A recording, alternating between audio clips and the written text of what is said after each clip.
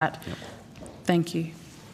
Thank you, Senator Price. We will go to Senator Roberts. Thank you, Chair, and thank you very much for being here today. I just want to ask briefly, Mr Anderson, about the same question that Senator Hanson-Young and Senator Nampijinpa Price have asked.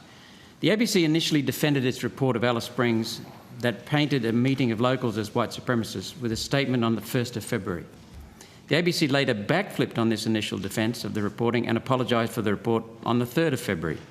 What changed between the 1st and the 3rd, between that very stern defence saying it had done nothing wrong and the subsequent apology? What was the process that led to that change? So, Senator, my understanding with the issuing of that first statement was with regard to what was being reported in other media that was misinformation about what the ABC had actually reported. So that was a clarifying statement to say that we had accurately recorded the views of those people leaving that meeting, rather than it was not the ABC reporting and advocating that it was a meeting of white supremacists, rather than that was the view of some people as they left that meeting. What the Friday statement was an acknowledgement and an apology to our audiences, which I think very much had in mind the people of Alice Springs, as I indicated in my letter to the Mayor of Alice Springs, with regard to that did not contain those other perspectives that I talked about, that it should have contained in that story. In the meantime, we put other stories that we had next to it which did have those perspectives, but we still apologise for that 3-minute AM story that went to air in the form that it did. Thank you. The ABC has been previously accused of being overly defensive and painting itself as constantly being under attack. Did this in any way contribute to the ABC failing to make an impartial review of the reporting and initially defending it when it should have immediately apologised? Senator, no. So we looked at it and, as I stated earlier, as soon as I heard that particular AM piece, mind you, I had seen other reporting and both the digital article as well as the 7 p.m. news story, and I thought they were good stories, and I thought that they had context and perspective that was required for it. What I hadn't heard was the AM story. I came to that late on Wednesday, as did the news director, and our perspective was that story should have had those other perspectives in it. So I think that it's not. It was our own judgment, not external media, not letters from parliamentarians. There wasn't any contact from government, by the way, can I say? So, you know, and I wouldn't expect contact from government. I heard questions earlier. That's not how any government works. They don't write to me. The minister doesn't write to me when they're concerned about something. But it was our own judgment looking at that story that we felt that it needed to be better. Subsequent to that, the Ombudsman, as discussed earlier, has reviewed it and breached us on 2 elements against our own standards on that story, but cleared the others, including the drum, the 7 p.m. story, the digital story and the PM story. Thank you. I just want to, I'd like to follow up on something that Senator Nampijinpa Price introduced, but before doing so, I'd like to turn to Bruce Pascoe's Dark Emu. It claims that Aboriginals were engaged in wide-scale advanced agriculture prior to British arrival, and that's been comprehensively debunked by the book Bitter Harvest.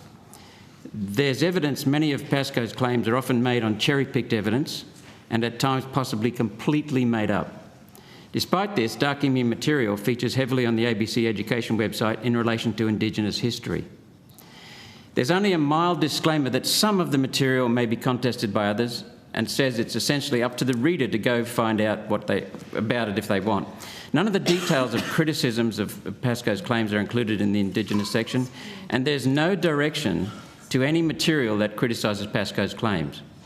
The entirety of Pascoe's contested claims are presented in full on the ABC site, with the ABC sticker giving a heightened level of credibility. How is this a balanced view of this issue for educational purposes? Senator, look, I'll respond to your notice. My understanding, I remember this question that was about 12 months ago.